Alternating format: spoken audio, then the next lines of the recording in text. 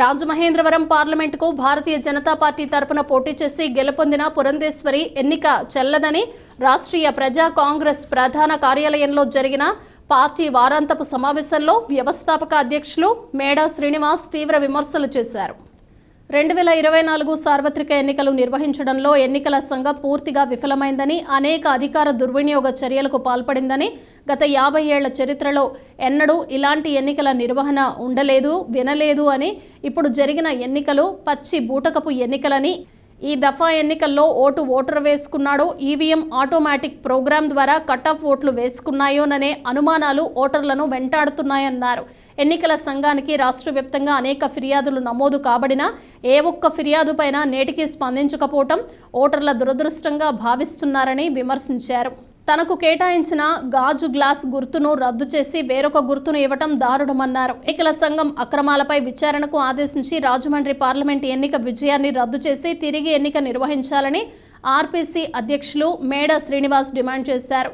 సభకు RPC senior secular Pendyala Kamaraju అధ్యక్షత వహించారు. ఎన్నికలైపోయిన మరలా ప్రజాహిత కార్యక్రమాల్లో నిత్యం ఒక రెగ్యులర్ యాక్టివిటీస్లోకి మనం వచ్చేసాం. అనేక సమస్యల మీద మనం ఈరోజు స్పందిస్తున్నాం.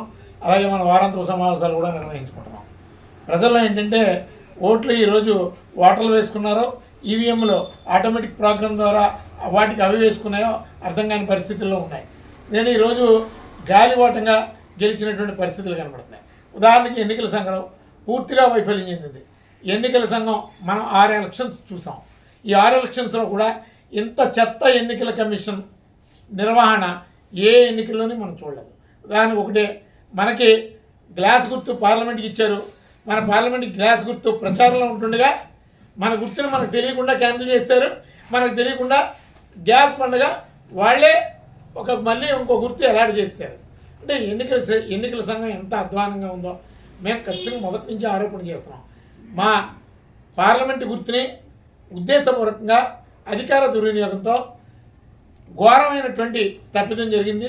ఖచ్చితంగా దాని మీద న్యాయ ప్రక్రియని ఆలోచన చేస్తున్నాం. ఖచ్చితంగా దాని మీద చర్యలు అయితే తీసుకుంటాం, న్యాయపరమైన చర్యలు. అంటే ఈరోజు ఎలక్షన్స్ ఎందుకు జరుగుతున్నాయి? ఏదో తూతుమంత్రంగా ప్రజలు ఒక సిస్టమ్ నడపాలి అనే ఉద్దేశంతో నడుపుతున్నాయి. కానీ ఎవరు ఏం జరుగుతుందో అడిగేటటువంటి వాడు లేడు. దాని మీద మానిటరింగ్ అథారిటీ లేదు. అలాగే న్యాయపరమైనటువంటి పోరాటానికి విలువ లేకుండా పోయింది.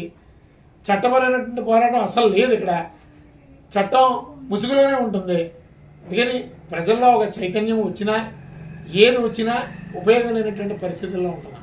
ఓటుకే విలువ లేకుండా పోయింది. అలాగే ఈవీఎంలు ఏ విధంగా ట్యాంపరింగ్ జరుగుతున్నాయి అనేది సోషల్ మీడియాలో అనేక విధంగా అనేక పరిస్థితుల్లో ఎక్స్ప్లెయిన్ చేస్తున్నారు. కొంతమంది అయితే ఎలక్షన్ కమిషన్తో ఛాలెంజ్ చేస్తున్నారు. ఇలాంటి పరిస్థితుల్లో మనకి ఎలక్షన్ జరిగింది. జగన్ ఓడిపోయాడు, చంద్రబాబు నాయుడు గెలిచాడు. అలా చంద్రబాబు నాయుడు గెలవడానికి అర్హతలు ఏంటి? జగన్ ఓడిపోవడానికి అర్హతలు ఏంటి? వీళ్ళందరి మూలంగా రాష్ట్రానికి ఉపయోగం ఏంటి అని ఓటు వేసినటువంటి ఓటరు ఉన్నాడా లేడా? లేదు.